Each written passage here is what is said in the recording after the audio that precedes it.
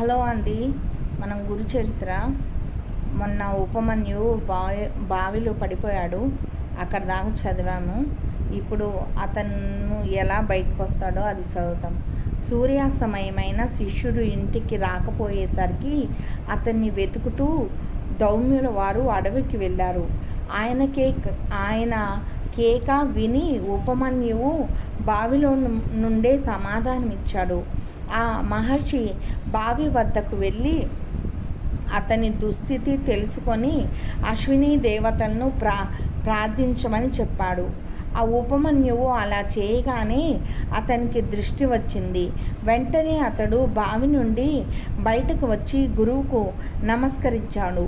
దౌమ్యుడు అతని గురుభక్తికి మెచ్చి అతని తలపై చెయ్యి పెట్టి, నాయనా, నీ కీర్తి 4 దిక్కులా వ్యాపిస్తుంది. నీ శిష్యులు కూడా